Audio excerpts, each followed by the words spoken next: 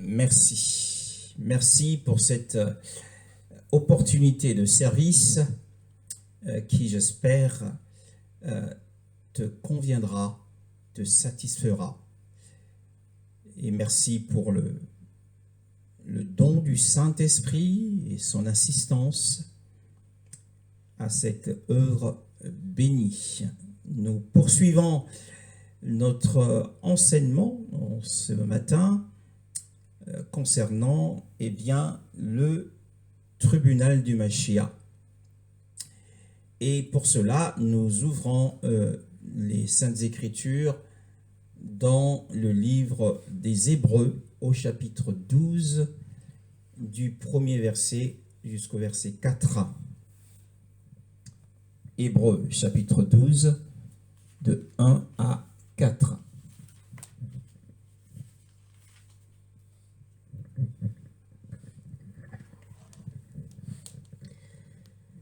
Nous donc aussi, puisque nous sommes entourés d'une si grande nuée de témoins, rejetons tout fardeau et le péché qui nous enveloppe si facilement, et courons avec persévérance l'épreuve qui nous est proposée. Faisons-le en gardant les regards sur Jésus, qui fait naître la foi et l'amène à la perfection. En échange de la joie qui lui était réservée, il a souffert à la croix en méprisant la honte qui s'y attachait. Et il s'est assis à la droite du trône de Dieu. Pensez en effet à celui qui a supporté une telle opposition contre lui de la part des pécheurs, afin de ne pas vous laisser abattre par le découragement. Je continue. Verset 4. Vous n'avez pas encore résisté jusqu'au sang dans votre combat contre le péché, et vous avez oublié l'encouragement qui vous est adressé comme à des fils. Oui, dans cette division de la parole du Seigneur, à l'ouverture de ce chapitre, l'apôtre déclare « Nous donc, dit-il, nous donc aussi ». Ici, c'est pour faire écho des derniers passages du précédent chapitre qui a fait l'éloge des dignes de la foi. Qui a fait l'éloge des dignes de la foi. Et nous te bénissons, Père. Oui, le verset du chapitre 11, le tout dernier verset du chapitre 11, nous parle d'Élohim ayant pourvu quelque chose de meilleur pour nous, afin qu'il ne soit pas rendu parfait sans nous. Afin qu'il ne soit pas, ceux dont il est fait mention, ce sont les dignes de la foi, ou ce qui est appelé communément les héros de la foi. Ils ne sont pas rendus parfaits, ils ont fini leur course, ils ont terminé leur course et ils attendent le temps des récompenses, qui est le temps du tribunal du Mashiach. Et au chapitre 12, au verset 1, il est écrit « Nous donc aussi, puisque nous sommes entourés, nous sommes environnés d'une si grande nuée de témoins. » Et qui sont ces témoins? Eh bien, nous l'avons souligné, les témoins, ce sont les dignes de la foi, ce sont les héros de la foi, et qui sont cités au chapitre 11 du livre des Hébreux. C'est eux qui, par leur vie, ont témoigné comment ils ont supporté diverses épreuves. Ils étaient exposés à des scènes d'épreuves et de danger. Ils ont supporté la souffrance et ils ont vaincu les épreuves. Maintenant, ils attendent le temps des récompenses. la grande nuée des témoins ici, cela ne signifie pas des esprits défunts. Ce ne sont pas les défunts qui sont spectateurs de la course, spectateurs des militants sur la terre. Ce ne sont pas des témoins spectateurs, comme cela peut prêter à croire. Mais il s'agit ici des témoins qui ont été victimes à cause de la vérité qu'ils ont confessée. Ils ont pris position pour la vérité. Et parce qu'ils ont pris position pour la vérité, certains ont été lynchés.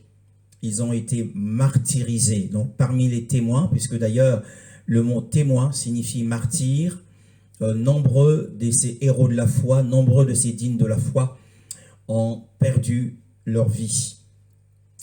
Et la Bible nous dit, nous donc aussi, puisque nous sommes entourés d'une si grande nuée de témoins, en réalité, ces témoins et leur vie, la manière dont ils ont mené leur vie, la manière dont ils ont supporté les souffrances et qu'ils ont vaincu les épreuves, cette manière doit nous encourager, nous qui sommes encore engagés dans la course, puisque la course continue pour chacun de nous aujourd'hui.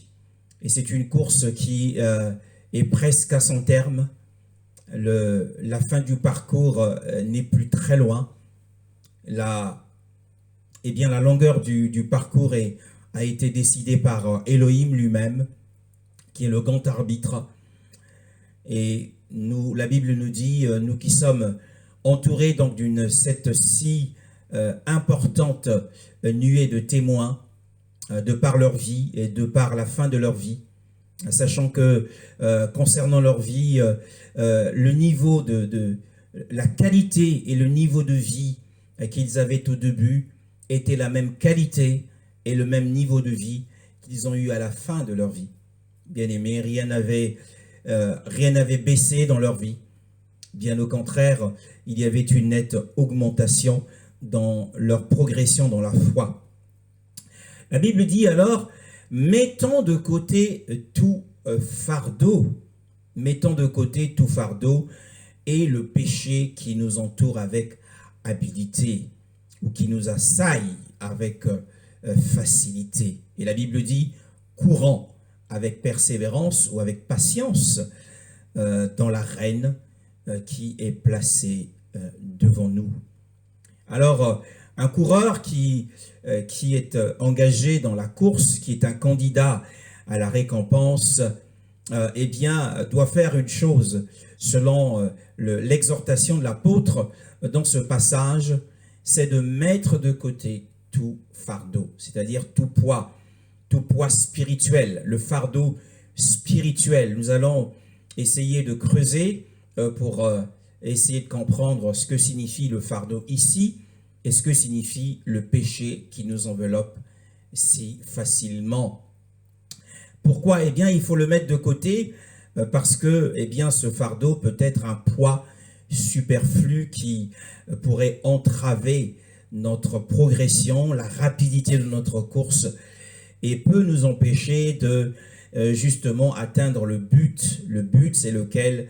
C'est d'entrer dans le royaume millénaire à l'avènement du Seigneur. Oui, mes frères, c'est de cela dont il est question ici.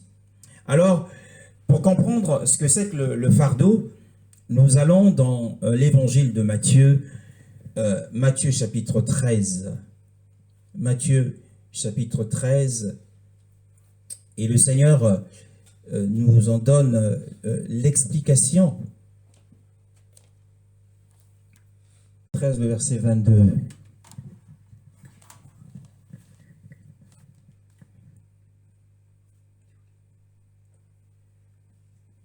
Celui qui a reçu la semence parmi les ronces, c'est celui qui entend la parole. Mais les préoccupations de ce monde et l'attrait trompeur des richesses étouffent cette parole et la rendent infructueuse.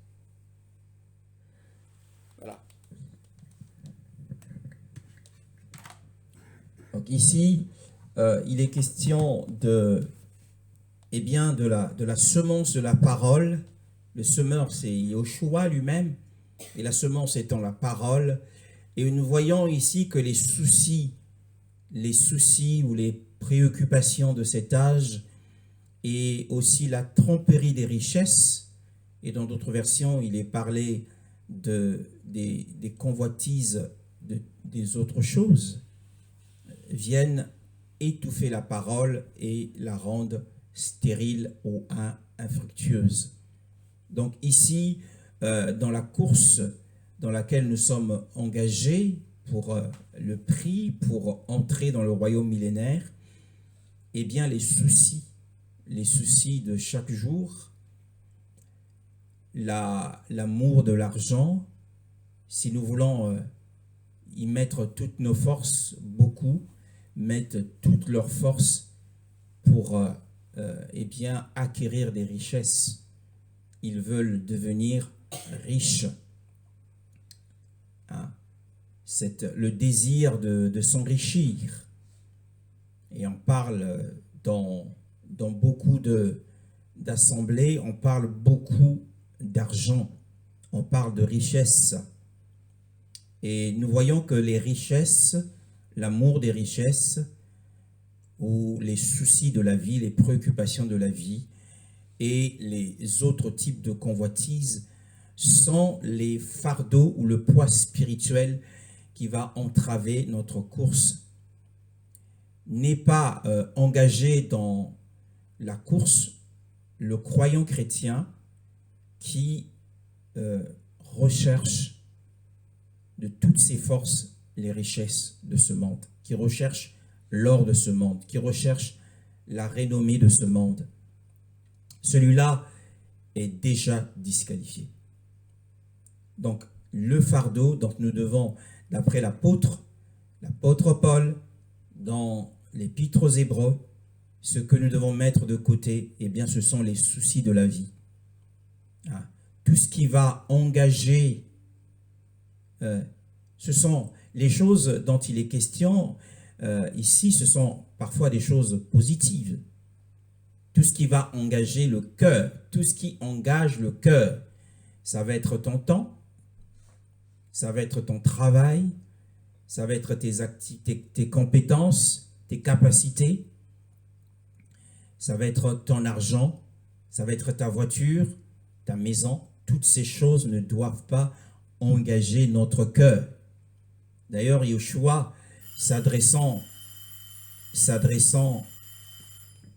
à l'homme riche, tout ce qui engage notre cœur, eh bien, constitue un fardeau, un poids spirituel qui va entraver notre course et qui va, eh bien, nous empêcher d'être florissants pour le royaume, de porter du fruit pour le royaume millénaire. Il y a un texte de l'apôtre Paul quand il s'adresse à Timothée. Nous le voyons dans 1 Timothée au chapitre 6, pardon. Timothée au chapitre 6. La Bible nous parle à partir du verset 10 jusqu'au verset 11. Verset 10 jusqu'au verset 11. 1 Timothée chapitre 6, le verset 10 à 11.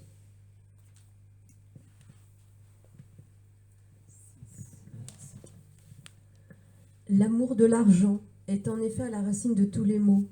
En s'y livrant, certains se sont égarés loin de la foi et se sont infligés eux-mêmes bien des tourments. Quant à toi, homme de Dieu, fuis ces choses et recherche la justice, la piété, la foi, l'amour, la persévérance et la douceur.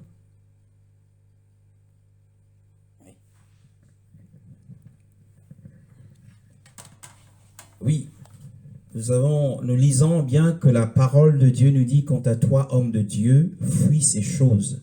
Tu dois fuir l'amour de l'argent. L'amour de l'argent, eh bien parce que c'est la ruine de celui qui en est attaché. Et Yeshua s'adressant aussi à l'homme riche, nous connaissons bien cette histoire, ce récit de la parole. Lorsqu'il s'adresse à l'homme riche, il lui dit de vendre ses biens et de donner le produit de la vente aux pauvres et de le suivre. Mais ce dernier n'a pas été en mesure de suivre le conseil du Sauveur. Et Yeshua dira par la suite qu'il est difficile à un homme riche d'entrer dans le royaume des cieux. Nous lisons dans Luc chapitre 18, verset 29, déjà le verset 23, le verset 23, ensuite nous lisons le verset 29, plutôt le verset 25. 23 à 25. Lorsqu'il entendit ces paroles, l'homme devint tout triste, car il était très riche. Voyant qu'il était devenu tout triste, Jésus dit qu'il est difficile à ceux qui ont des richesses d'entrer dans le royaume de Dieu. En effet, il est plus facile à un chameau de passer par un trou d'aiguille qu'à un riche d'entrer dans le royaume de Dieu. Voyez-vous, ce sont les paroles du Sauveur. Le Sauveur nous dit qu'il est difficile à un riche d'entrer dans le royaume d'Élohim. Voyez-vous, que nous dira le Seigneur au siège du jugement lorsque notre biographie, celle qui est en cours d'écriture, notre vie, notre histoire qui est en cours d'enregistrement en ce moment, quand Yeshua, à travers les yeux, le feu qui se dégage de ses yeux, lira les secrets des cœurs, il verra l'amour de l'argent, la motivation de l'amour de l'argent qui aura animé nos cœurs et nos vies, nos actions. Que dira-t-il, que nous dira-t-il à ce moment-là, alors qu'il nous a donné la parole, nous disant avec clarté qu'il ne faut pas rechercher les richesses de ce siècle, que les richesses de ce siècle sont un piège, sont une entrave, un obstacle pour notre course. Bien-aimés dans le Seigneur, c'est à nous de méditer là-dessus. Nous revenons à notre texte d'Hébreux au chapitre 12 qui nous parle du fardeau. Nous avons compris que le fardeau, c'est un fardeau spirituel, c'est un poids spirituel, et le poids spirituel, le fardeau spirituel ici, ce sont les préoccupations, les soucis, les convoitises de la chair et des yeux, mais c'est aussi l'amour ou la tromperie des richesses. C'est ça le fardeau que la Bible nous demande de mettre de côté dans la course pour avoir accès au royaume et bénéficier d'une récompense. La Bible parle également non seulement du fardeau, mais aussi du péché qui nous entoure avec habileté ou qui nous enveloppe facilement. À l'époque où l'apôtre a écrit ce passage, le péché qui entourait avec habileté les croyants chrétiens hébreux, c'était le péché de l'incrédulité à croire à la parousie du Seigneur, à croire au retour physique de Yeshua. Et beaucoup de serviteurs sont dans ce cas. Ils pensent que l'avènement de Yeshua sera encore retardé et ils ne prêchent plus l'évangile du royaume. C'est une forme d'incrédulité. C'est le péché qui enveloppe facilement les hommes. Parce que ça fait 2000 ans que Yeshua, il est dit que Yeshua revient bientôt et qu'il n'est toujours pas là. Et c'est un péché que de ne pas croire que Yeshua peut apparaître d'un moment à l'autre. C'est le péché qui enveloppe facilement les hommes.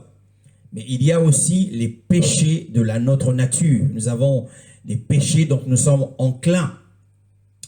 Les péchés dont nous sommes enclins, Ça va être la colère, ça va être l'impatience, ça va être la médisance, hein. Ça va être l'orgueil, la jalousie. Ce sont ces péchés-là qui nous enveloppent également facilement et qui nous empêchent de courir et de pouvoir entrer dans le royaume, bien-aimés. Et nous allons voir avec la parole du Seigneur quels sont les secrets qui nous permettront de vaincre le péché. Hein. La Bible nous demande de courir avec persévérance dans l'arène qui est placée devant nous. Le verset 2, fixant les yeux sur Yehoshua. Alors, nous avons ici la vision, nous devons avoir la vision de Yehoshua, qui est le modèle parfait, Nous avons dit ici que le péché qui nous enveloppe si facilement, à la base de cette écriture, c'est le péché de l'incrédulité quant au retour de Yehoshua, quant à l'avènement de Yehoshua. C'est un péché que nous devons mettre de côté, nous devons avoir la bonne espérance de son avènement, la bonne espérance d'être enlevé, la bonne espérance de participer à l'enlèvement précoce, pas à l'enlèvement général, mais à l'enlèvement précoce, qui viendra, qui sera l'événement qui va produire la disparition mystérieuse des chrétiens matures, parvenus à la perfection.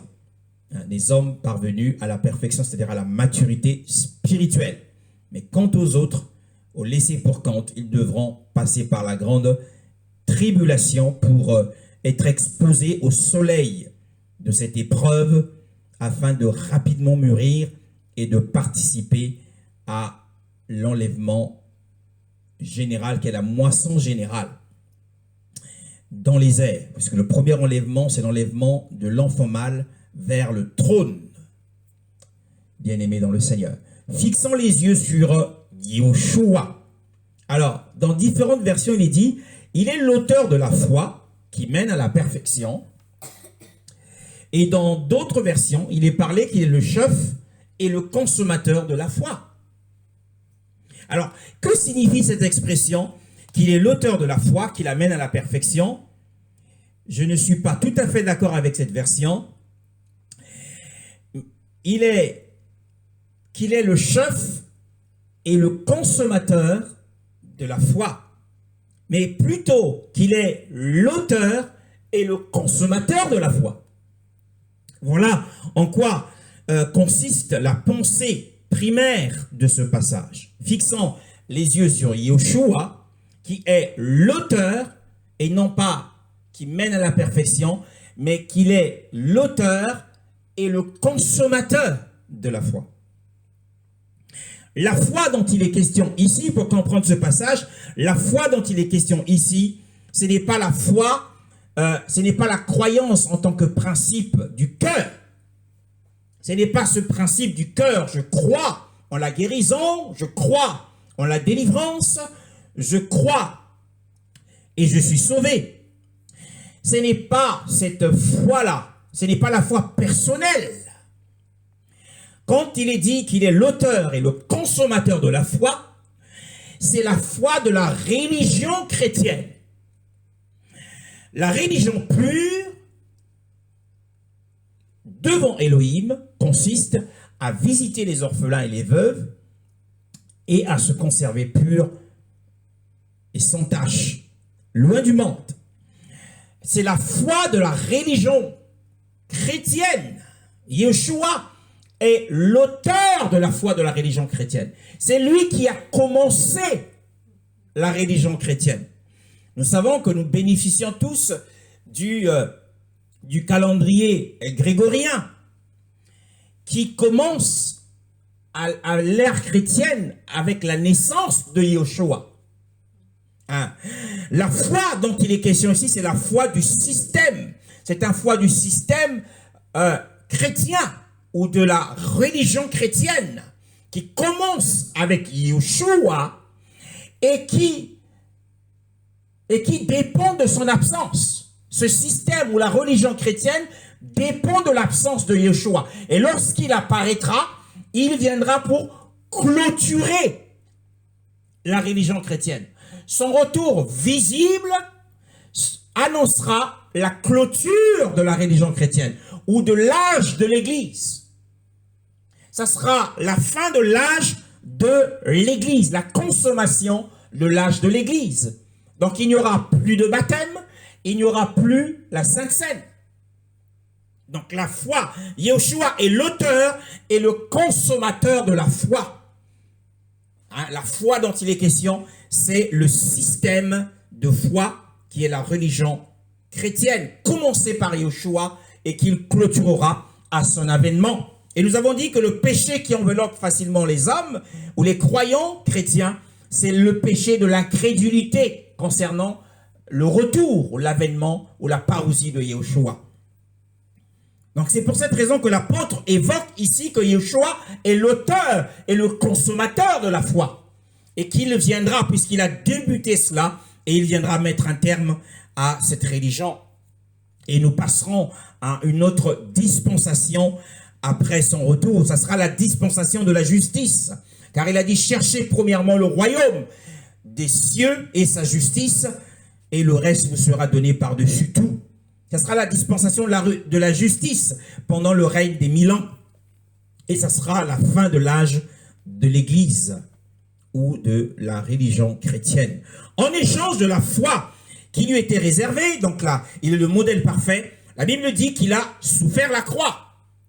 Bien-aimé Yeshua, il est le premier coureur sur le parcours qui lui a été défini. Eh bien, il a fait une course ardue.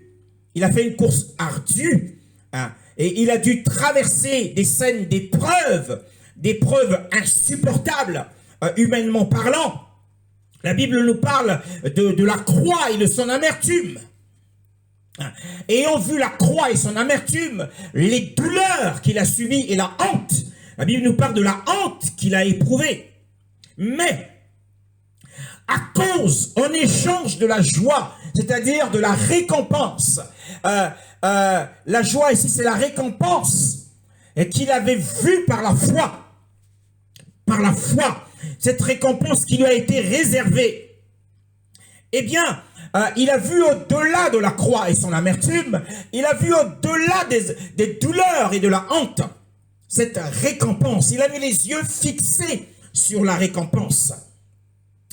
Alors, puisqu'il il a traversé ces scènes d'épreuve, ce théâtre des douleurs et de l'opprobre, mes frères, et qu'il a parfaitement glorifié son Père, tout au long de sa course sur la terre, tout au long de sa vie, il a glorifié le Père.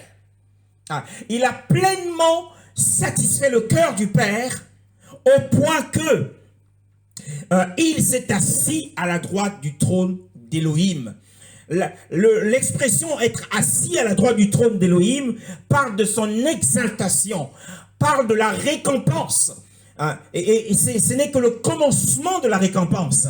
Puisque la suite de cette récompense, c'est le fait qu'il viendra, bien-aimé dans le Seigneur, qu'il viendra sur terre, il régnera sur tous les fils des hommes, et il régnera sur toutes choses, et toute chose sera sous ses pieds pendant 1000 ans. Et c'est cette joie qui lui était réservée, et grâce à cette joie, il a supporté, il a enduré les souffrances et les douleurs au cours de sa course. Et donc la récompense qu'il a obtenue en tant que grand vainqueur, c'est de s'asseoir à la droite du trône.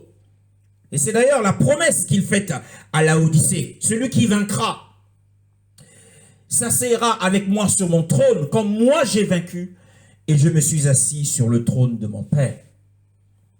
Il est le grand vainqueur de la course dans laquelle nous sommes engagés.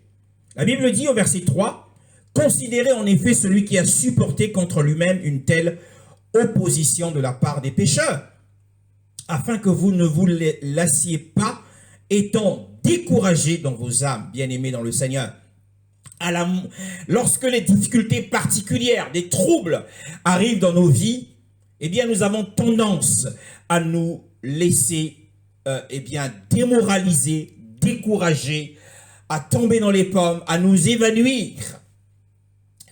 Lorsque les ennuis nous arrivent, eh bien, nous pensons que les problèmes que nous sommes en train de vivre sont plus douloureux et plus lourds que ceux des autres.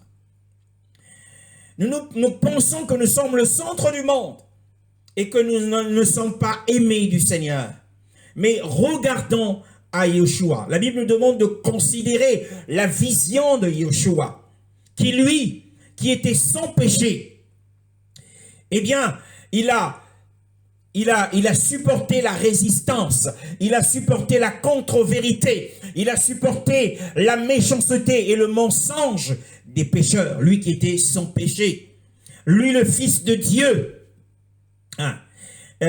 qui a reçu une telle opposition de la part de ses créatures, lui qui est la sagesse de Dieu, la sagesse d'Élohim et la puissance d'Élohim, qui par une seule parole aurait pu nous anéantir, il aurait pu nous abattre tous, ou abattre ses opposants et ses persécuteurs, mais il ne l'a pas fait. Il a supporté.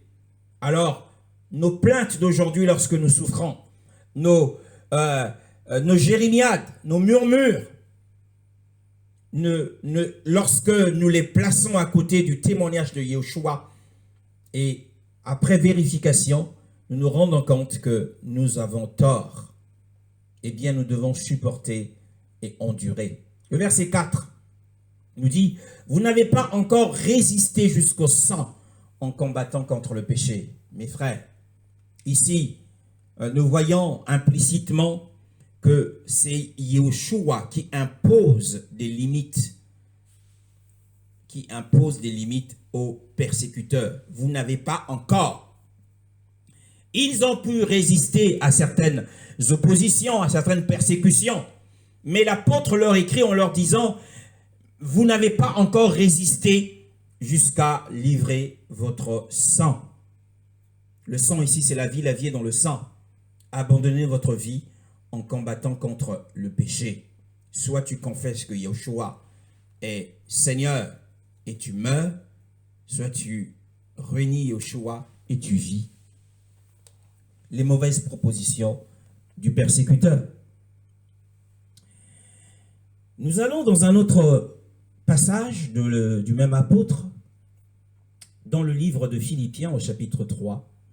Philippiens au chapitre 3, toujours dans la même veine de la course qui nous permet d'entrer dans le royaume millénaire. Philippiens au chapitre 3.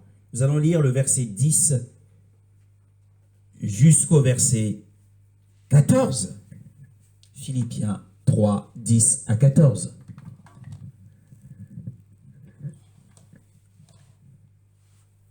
Ainsi je connaîtrai Christ, la puissance de sa résurrection et la communion à ses souffrances, en devenant conforme à lui dans sa mort, pour parvenir d'une manière ou d'une autre à la résurrection des morts.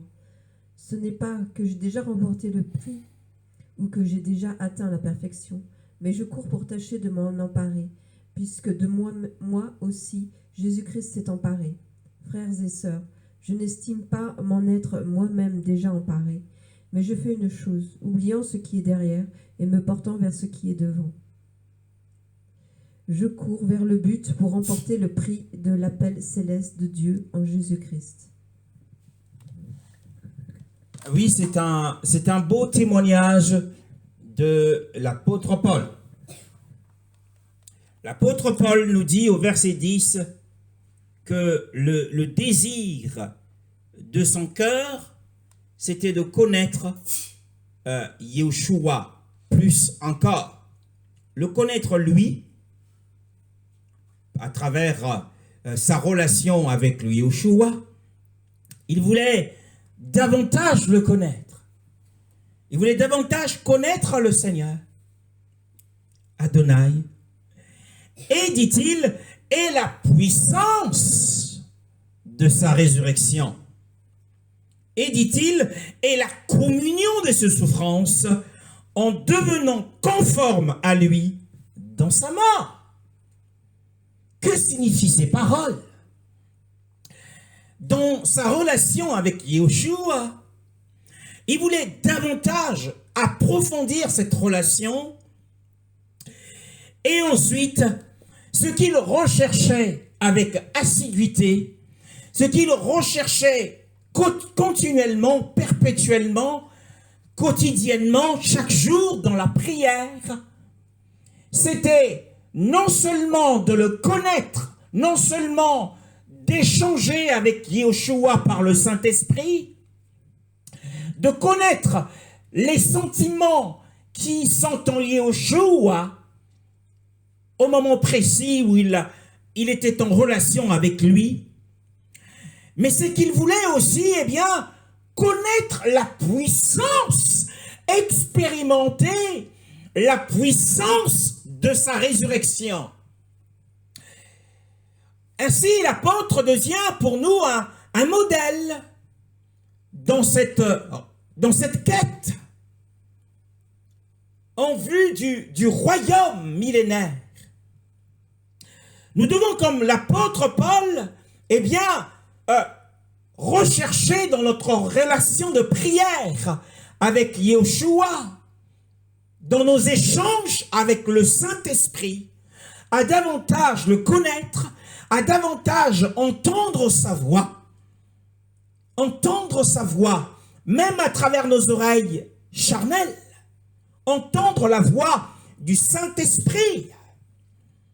Mais il y a une difficulté en face de nous ici, eh bien, la difficulté c'est la quête, la recherche de l'apôtre Paul au sujet de la puissance de la résurrection.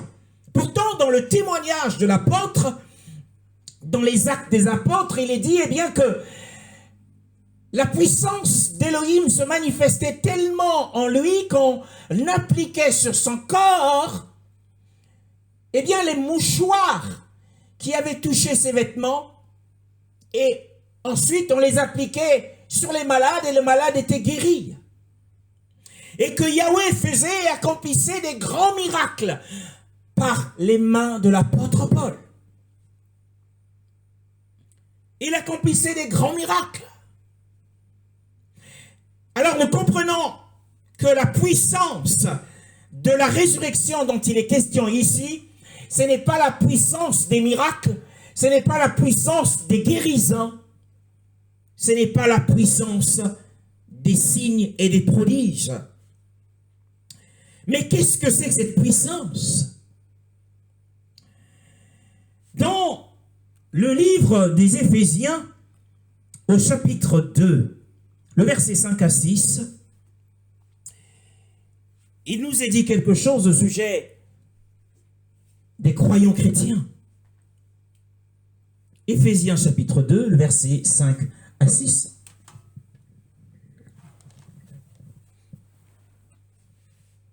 Nous qui étions morts en raison de nos fautes, il nous a rendus à la vie avec Christ. C'est par grâce que vous êtes sauvés. Il nous a ressuscités et fait asseoir avec lui dans les lieux célestes en Jésus-Christ. La Bible dit que nous avons été ressuscités avec lui.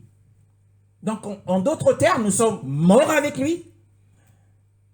Et nous sommes ressuscités avec lui. Et non seulement cela, mais nous sommes également ascensionnés. Et il nous a élevés avec lui spirituellement. Nous sommes dans une position privilégiée que d'être assis avec Yahushua dans les lieux célestes en Mashiach Yahushua. Telle est notre position. Mais cette position, nous devons la réaliser. Nous devons réaliser cette position dans la vie présente. Mais nous devons également, comme l'apôtre Paul, rechercher la puissance de la résurrection. Puisque le livre des Romains nous dit que nous sommes morts au péché. Le livre des Colossiens dit également que nous sommes morts aux choses de la terre. Donc nous sommes un avec le Mashiach dans sa mort. Nous sommes un avec Mashiach dans sa résurrection. Nous sommes un avec Mashiach étant sur le trône. Il est actuellement assis sur le trône du Père, de son Père, qui est aussi notre Père. Alors, puisque nous sommes morts, ensevelis, ressuscités, ascensionnés, intronisés avec Yeshua, telle est notre position. Et donc nous marchons en nouveauté de vie. Et ce qui donne la force, la puissance à la nouveauté de vie, c'est la puissance de résurrection. Et la puissance de résurrection n'est autre que la puissance qui nous permet de vivre une vie chrétienne victorieuse sur la terre. Nous avons dit tout à l'heure qu'il y a certains péchés qui nous assaillent. Ce sont des assaillants. Certains péchés sont des assaillants dans nos vies. La colère est comme un assaillant qui est aux aguets, qui attend l'occasion de bondir sur nous. Et sans être préparés, et nous sommes quelquefois pris au dépourvu.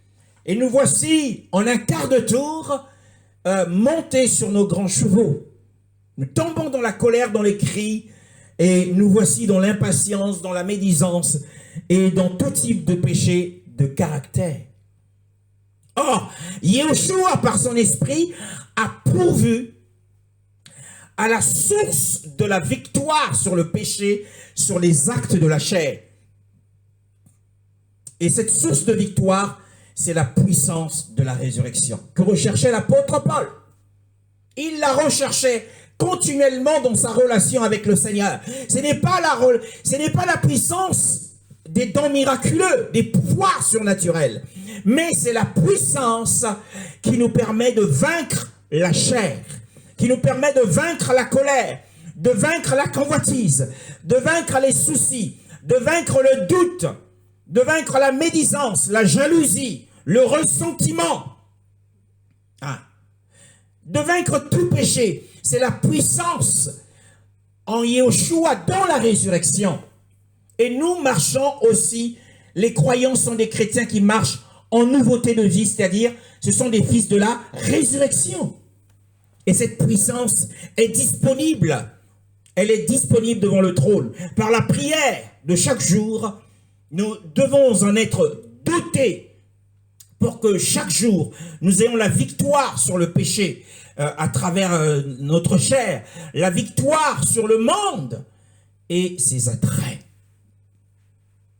Et c'est cela que recherchait quotidiennement l'apôtre Paul. Nous retournons à notre passage de Philippiens. Nous avons compris ce passage ou cette expression qui pouvait être assez obscure pour nous durant un certain nombre d'années. La puissance de la résurrection. Mais il dit également, non seulement dans sa communion avec le Seigneur, qu'il lui fallait chaque jour demander au Père la puissance de la résurrection pour la journée qui commence, afin que la biographie de sa vie soit à la hauteur du Seigneur. Parce qu'à la fin de notre journée, quelquefois nous sommes tristes. Tristes parce que nous sommes tombés. Tristes parce que nous sommes tombés dans les travers. Tristes parce que nous avons été enclins à la colère. Nous avons été enclins à la médisance, aux critiques, au jugement, aux condamnations.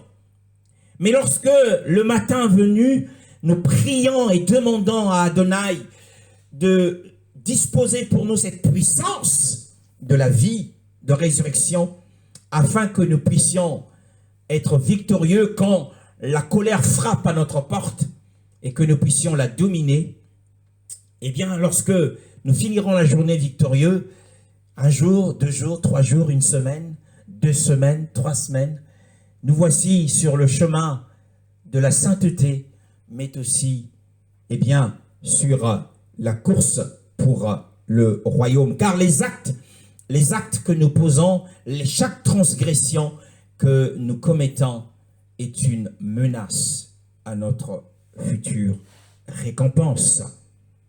Eh bien, le sujet, c'est bien la sainteté personnelle en vue de l'avènement de Yeshua, en vue de la récompense. Oui, bien-aimé, il recherchait non seulement la puissance de la résurrection, mais aussi la communion de ses souffrances. Que signifie l'expression la communion de ses souffrances? Eh bien, lorsque nous prions, lorsque nous sommes attachés au Seigneur, lorsque nous réalisons notre position en tant que croyants chrétiens, nous sommes unis à lui. Alors, plus nous marchons, nous sommes de plus en plus transformés et nous sommes habités de plus en plus par l'esprit du Mashiach. Quiconque est de plus en plus habité par l'esprit du Mashiach, lorsque l'esprit du Mashiach qui est en chacun de nous prend de plus en plus de la place, mes frères, cet esprit du Mashiach qui est en nous va entrer en conflit avec l'esprit qui agit dans les fils de la rébellion. Cet esprit du Mashiach en nous, l'esprit du Mashiach en nous, entrera en conflit avec l'esprit qui agit dans les fils de ce monde, ou du prince de l'air.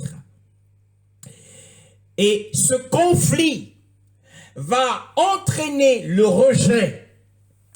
Certains se demandent pourquoi ils sont rejetés. Eh bien, le fait d'être rejeté à cause du Mashiach, je parle du rejet dans le bon sens, à cause du Mashiach, eh bien, cela montre que le Saint-Esprit en eux prend de plus en plus de la place.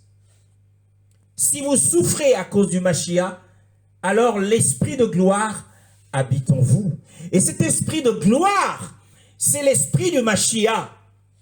Car lui-même, nous l'avons vu, il a supporté de la part des pécheurs une très grande opposition. Il a fait un très grand labeur, mais il a aussi eu une très grande opposition. Mes frères, quel était donc le but de l'apôtre Paul? Et son but, c'était de marcher sur les pas du divin maître, Yeshua.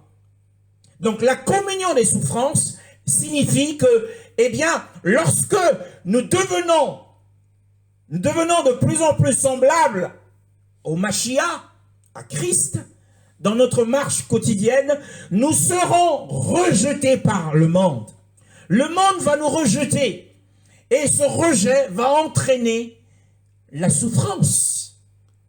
Les souffrances à cause du Mashiach, parce que nous sommes conformes à lui. Nous nous demanderons pourquoi les gens nous rejettent. Sans cause, nous serons rejetés. Nous avons le témoignage d'une sœur qui est sans cesse rejetée dans son milieu et qui se demande pourquoi est-ce qu'elle est rejetée. Et ce matin, le Seigneur me l'a montré avec ce message que le rejet qu'elle subit quotidiennement, c'est parce que, eh bien, l'esprit du Mashiach prend de plus en plus de la place dans sa vie. Et ce rejet, on peut le vivre non seulement dans le monde, même au milieu des chrétiens charnels, on peut encore le vivre. Nous serons rejetés. Ceux qui vivront pieusement en Jésus-Christ ou en Yeshua Mashiach seront persécutés. C'est de cette communion dont parle l'apôtre Paul, la communion de ses souffrances. Pourquoi recherchait-il cette communion des souffrances? Eh bien, nous connaissons ce passage de 2 Timothée. 2 Timothée chapitre 2, le verset 12. 2 Timothée chapitre 2, le verset 12.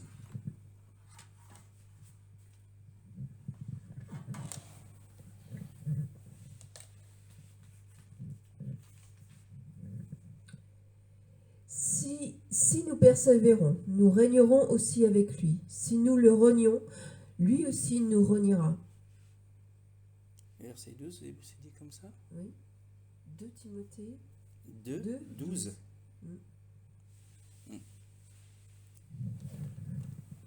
Dans ma version, il est dit, si nous supportons bravement et calmement les mauvais traitements, nous régnerons aussi avec lui. C'est-à-dire que si nous souffrons avec le Seigneur, calmement les mauvais traitements, à cause de l'esprit du Mashiach qui est en nous, qui prend de la place. Mais si c'est la chair qui prend davantage de la place, il est difficile que le monde nous rejette. Au contraire, le monde va nous accueillir, puisque nous ne serons pas différents d'eux.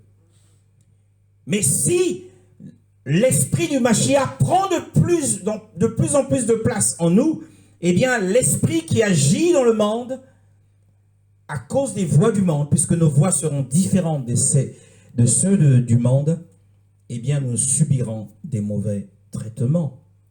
C'est de cela dont parle l'apôtre Paul, lorsqu'il parle de la communion de ses souffrances. Et cela, comme nous l'avons vu tout de suite, eh bien, cela signifie que la promesse du royaume, l'entrée triomphale dans le royaume nous est réservée. Réjouissez-vous lorsque l'on dira toutes sortes de mal de vous, lorsque l'on vous persécutera, car grande est votre récompense dans les cieux. C'est dans le royaume, mes frères. Philippiens 3, c'est une parole merveilleuse. Philippiens 3, nous revenons dans Philippiens 3, notre texte à l'étude.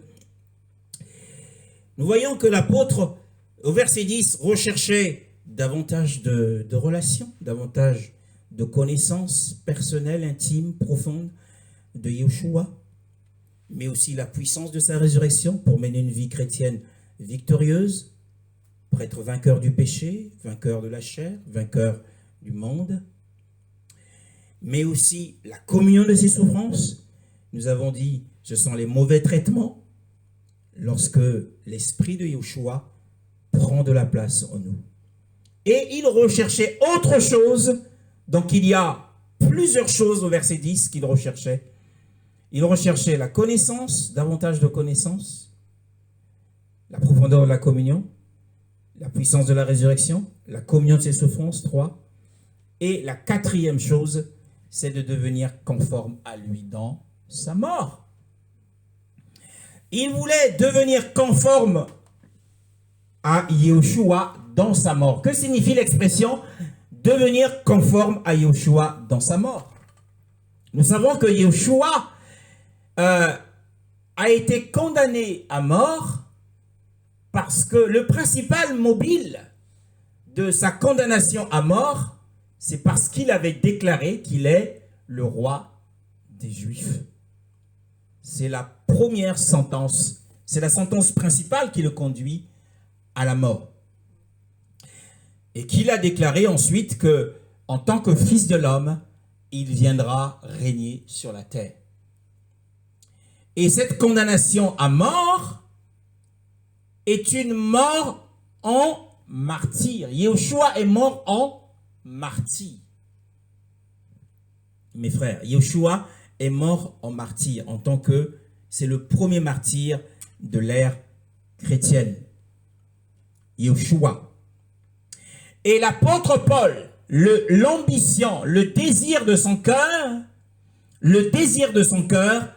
c'était aussi de mourir comme un martyr. Pourquoi? Parce que la promesse du royaume est spécialement exposée et réservée aux martyrs.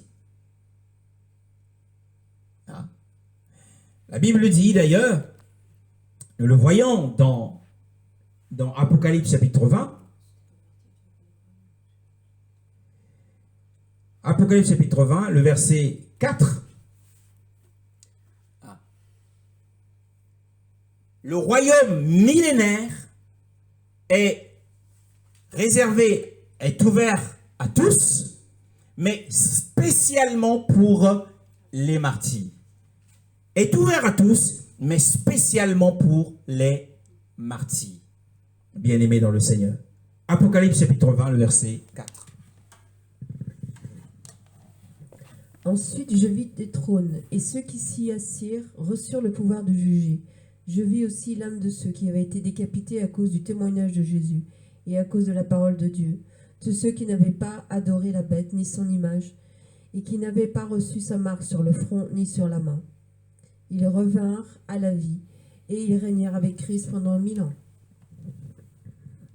Oui, ils sont revenus à la vie et ils ont vécu avec Yeshua, le Mashiach, pendant 1000 ans. Les âmes de ceux qui avaient été décapités, donc les martyrs, décapités à la hache dans ma version. Mais aussi, il y a une autre catégorie de croyants chrétiens, ceux qui passeront par la grande tribulation et qui résisteront à l'Antéchrist. Et parce qu'ils ils vont résister à l'Antéchrist, et donc ils subiront une mort atroce, une mort violente, bien-aimés dans le Seigneur. Et c'est à cela aussi qu'est exclusivement ou spécialement réservé le royaume. Il est ouvert à tous, nous l'avons dit, mais à ceux-là d'avance, ils sont admis, ils auront des couronnes. C'est eux qui sont mentionnés premièrement dans Apocalypse chapitre 20, le verset 4. Donc nous retournons dans Philippiens. Donc le désir de l'apôtre, c'est qu'il ne voulait, puisqu'il il avait la connaissance de qui est Yeshua, il faisait aucun cas de sa vie. Donc il était prêt à abandonner sa vie pour le service du Mashiach.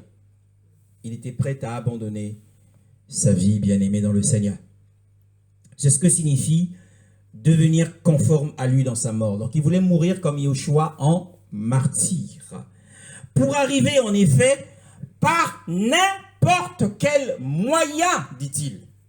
L'expression n'importe quel moyen, nous allons la définir, dit-il, à la résurrection d'entre les morts. La résurrection d'entre les morts, c'est la résurrection choisie, c'est la première résurrection. Hein, comme nous l'avons lu tout à l'heure, mais pas intégralement dans le chapitre 20 d'Apocalypse, le verset 4, mais cette fois-ci le verset 5.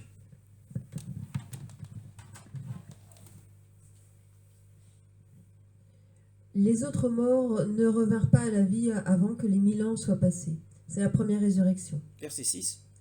Heureux et saints ceux qui ont part à la première résurrection. La seconde mort n'a pas de pouvoir sur eux, mais ils seront prêtres de Dieu et de Christ, et ils régneront avec lui pendant 1000 ans. Nous voyons qu'il y a une étroite relation entre la première résurrection et le règne de 1000 ans. La première résurrection, qui est la résurrection, c'est aussi la résurrection des justes, hein, bien aimés. Donc c'est à cela que l'apôtre avait ambitionné, qu'il convoitait. Il convoitait cette première résurrection. Et comment avait-il établi ces conditions? Eh bien, les conditions qu'il avait établies, c'était premièrement davantage connaître le Seigneur, donc avoir une communion plus profonde avec le Seigneur. Ensuite, réaliser la puissance de la résurrection aujourd'hui. Donc être victorieux sur le péché, marcher dans la sainteté. Ensuite, il voulait participer à la communion des souffrances du Christ, du Mashiach, à travers les persécutions, le rejet.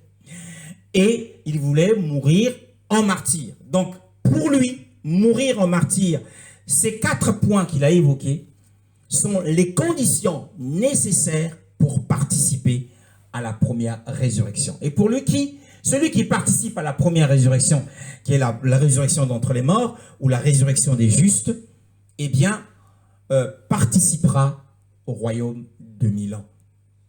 Donc, nous concluons que la première résurrection est la porte d'entrée au royaume millénaire. Quant aux vivants, ça sera l'enlèvement précoce, mais aussi la moisson générale.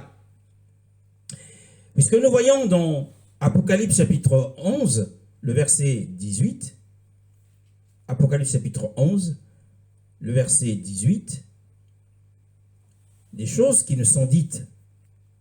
Si nous lisons le verset 15 et nous lisons ensuite le verset 18, nous verrons de quoi il retourne.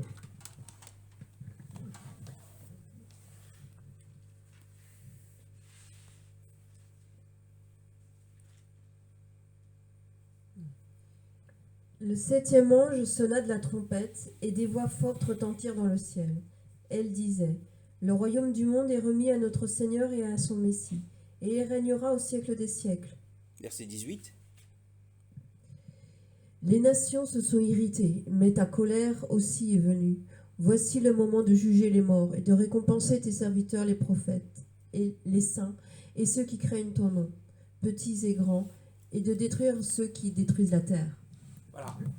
Donc nous voyons l'association royaume, le temps du règne du Yeshua, et ensuite le jugement des morts et la récompense des esclaves, les prophètes et les saints.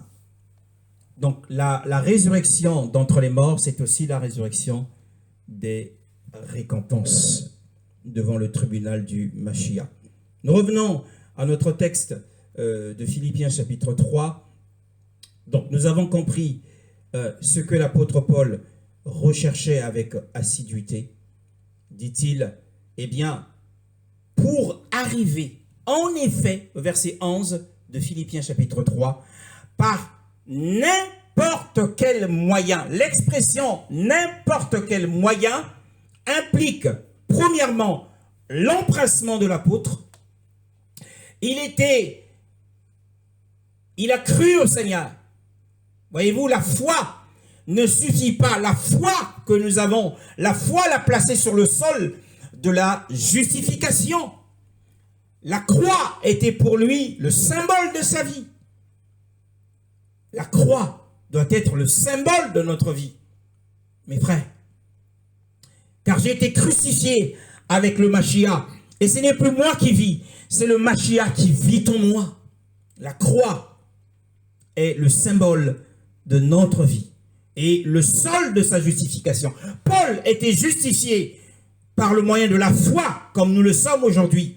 Mais mes frères, la foi, eh bien, c'est le début de l'effort de toute une vie qui doit nous permettre d'atteindre une entrée triomphante, une entrée abondante dans le royaume millénaire. Mais l'apôtre dit par n'importe quel moyen. Donc, eh bien, désormais, après avoir cru, le voici, sa vie était sous pression. Sous pression. Par n'importe quel moyen implique la pression qu'il subissait pour la couronne. Notre vie doit être sous pression. Qu'est-ce que c'est que la pression? La pression est une force que l'on exerce sur quelqu'un ou sur quelque chose. Or, la force, c'était la force du Saint-Esprit qui s'exerçait sur son esprit. C'est pousser quelqu'un à faire quelque chose. La Bible dit que Yeshua, poussé par le Saint-Esprit, alla dans le désert pour combattre Satan, afin d'être tenté par le diable. Il était poussé. Yeshua était sous la pression du Saint-Esprit. L'apôtre Paul était sous la pression dans cette course. Il était pressé par l'Esprit. Une pression intérieure qui le poussait vers l'avant. Il dit par n'importe quel moyen. Et par cette expression, n'importe quel moyen, nous voyons également qu'il s'implique le sens de la valeur du but qu'il s'était fixé. Beaucoup n'ont pas le sens de la valeur du royaume millénaire. Le prix ici, c'est le royaume millénaire. C'est les récompenses du royaume millénaire. Alors si nous qui sommes justifiés, si nous vivons d'une manière mondaine, si nous sommes tièdes, si nous sommes inconséquents, si nous manquons de diligence, mes frères, si nous sommes lâches dans notre conduite de tous les jours, si nous ne faisons pas attention à nos paroles, à nos actes, si nous ne recherchons pas la puissance de la résurrection pour vaincre les mauvaises paroles qui sortent de nos bouches, pour vaincre nos habitudes, les mauvaises habitudes que nous avons cultivées, que nous avons développées en nous, eh bien que nous soyons justifiés par la foi, mais nous ne serons pas des participants du royaume millénaire. Nous perdrons notre récompense. L'apôtre dit par n'importe quel moyen. Il avait la pression, il s'était donné du zèle, mais il avait le sens de la valeur. Hein. Mais aussi, eh bien, il était décidé à poursuivre le but qu'il s'était fixé. Il avait ce sens de la valeur, mais aussi la capacité, le besoin. Qu'est-ce qu'il réalisait? Il réalisait que, eh bien, pour atteindre le royaume, il avait perçu que pour atteindre le royaume, qu'il avait besoin de fournir des efforts. Il avait besoin de fournir des efforts. Pour que nous puissions entrer dans le royaume millénaire, il faut que nous fournissions des efforts. Matthieu chapitre 11, nous allons le lire. Matthieu chapitre 11. Matthieu chapitre 11. Alléluia. Le verset 12. Matthieu chapitre 11, le verset 12. Par n'importe quel moyen. Alors il voulait diriger toutes ses énergies, toute sa force.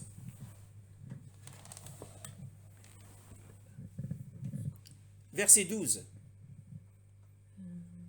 Depuis l'époque de Jean-Baptiste jusqu'à présent, le royaume des cieux est assailli avec force, et des violents s'en emparent. Oui, ce sont les violents qui s'en emparent, ceux qui exercent la force.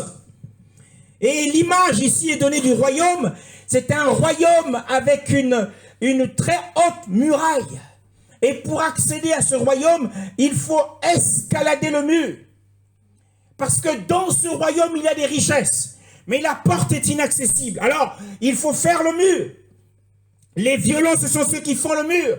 Donc l'apôtre dit par n'importe quel moyen, soit par la porte, soit en faisant le mur. Il me faut entrer dans ce royaume. Donc il avait réalisé qu'il avait besoin de fournir des efforts. Comme nous l'avons étudié lors de la dernière session, qu'il se maîtrisait en toutes choses, la tempérance en toutes choses. Il était souvent dans les veilles, il veillait la nuit, il jeûnait. L'apôtre Paul, il était dans la prédication de l'évangile sans cesse. Il ne s'épargnait aucun temps, mes frères. Par n'importe quel moyen. Donc, les violents, ce sont ceux qui s'emparent du royaume, qui l'arrachent. Il faut de la violence, il faut de la force. Donc, le besoin de fournir des efforts est important pour être entré dans le royaume millénaire. Mes frères, nous revenons dans Philippiens chapitre 3. Par n'importe quel moyen, disait-il, il lui faut arriver à la première résurrection. Nous avons dit que la première résurrection est la porte d'entrée dans le royaume. Pas la résurrection générale, mais la résurrection des justes, qui est la résurrection des récompenses, qui nous emmène devant le siège du Mashiach. Et il dit, eh bien, mes frères, comment dit-il? À la résurrection d'entre le verset 12, non, que j'ai déjà reçu cela ou que je suis déjà rendu parfait. Voyez-vous, il était dans l'incertitude. Il ne dit pas qu'il avait atteint le but et qu'il était déjà dans le royaume. Quoique à la fin de sa course, nous l'avons déjà lu dans 2 Timothée, chapitre 4, le verset 8, il dit, j'ai achevé la course, j'ai combattu le bon combat, j'ai achevé la course. Désormais, la couronne de justice m'est réservée. Il avait l'assurance à la fin de sa vie, à la fin de sa conversion. Mais là, il n'est qu'au début. Il est sur le chemin, il est sur l'arène en train de courir.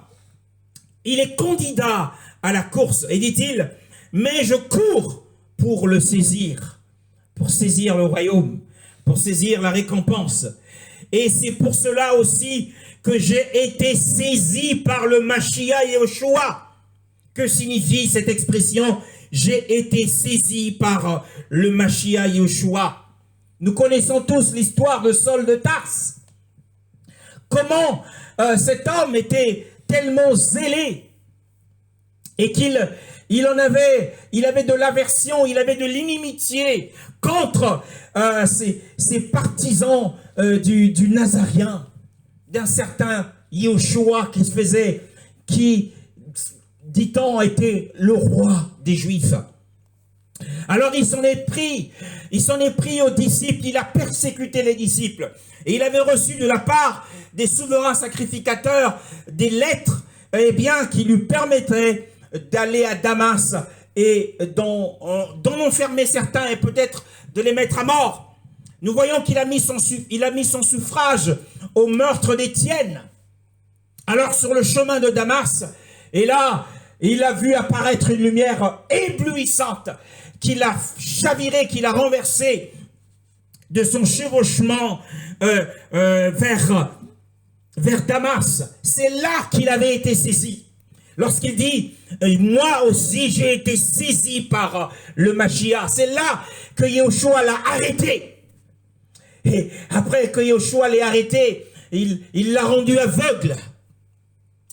Et il dit « Rentre dans la ville et je te dirai ce que tu dois faire. » Et là, Yehoshua a envoyé un de ses disciples, Ananias, qui par les pouvoirs surnaturels qui l'a délivré de la cécité. Et le voilà engagé dans la course. Il prêchait Yehoshua. Il allait dans les synagogues et prêchait Yehoshua. Il était engagé dans la course. Bien aimé, il avait été saisi par le Mashiach sur le chemin de Damas. Frère, dit-il, pour moi, je n'estime pas moi-même l'avoir saisi. Donc il était dans l'incertitude. Mais son incertitude ne l'a pas découragé. Le fait qu'aujourd'hui nous ne sachions pas si vous et moi, nous allons entrer dans le royaume, si vous et moi, nous allons avoir une récompense. Mais cette incertitude a eu un bon effet sur l'esprit de l'apôtre Paul, sur son cœur. Ça l'a incité à presser sa vie vers l'avant. Au contraire, ça lui a donné du zèle. Mais il dit, mais je fais une seule chose. Il n'avait qu'un seul but dans sa vie. Une seule chose compte pour moi, dit-il. Mais une seule chose compte. Et une seule chose est mon ambition. Oublions en effet les choses qui sont en arrière. Oublie ton passé, quel qu'il soit, ton histoire, quelle qu'elle soit. Et nous savons qu'il y a des hommes qui veulent nous ramener, qui veulent ramener notre destinée à notre passé. Que ce passé était glorieux ou pas.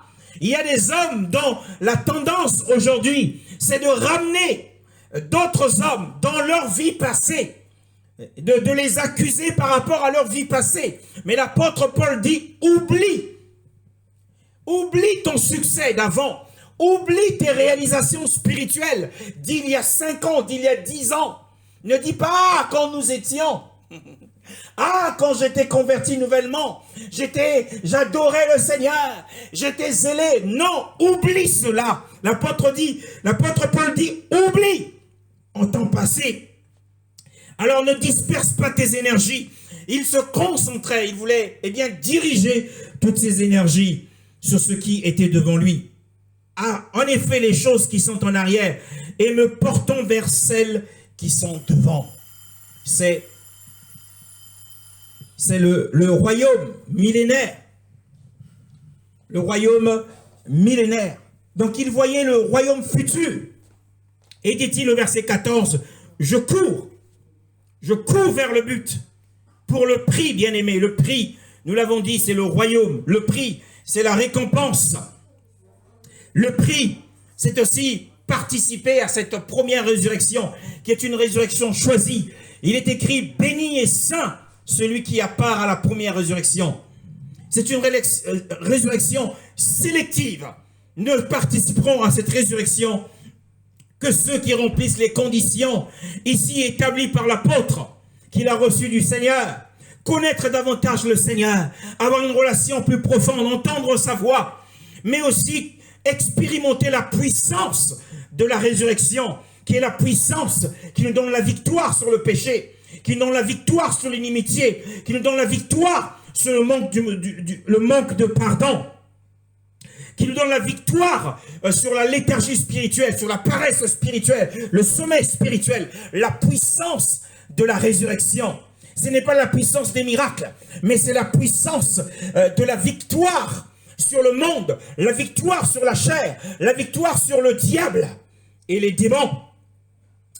Et la communion de ces souffrances, ceux qui vivront pieusement en Jésus-Christ seront persécutés de la même manière qu'il a été lui-même. Je cours vers le but pour le prix de l'appel céleste, bien-aimés. Nous sommes des appelants. Nous avons été appelés à courir. Nous avons été appelés comme candidats, comme militants, comme concurrents pour la récompense. Et l'entrée abondante du royaume nous sera ainsi décernée. L'entrée nous sera ainsi accordée et la récompense nous sera ainsi décernée lorsque nous remplirons les conditions qui nous permettent de saisir le royaume millénaire. Béni soit le Seigneur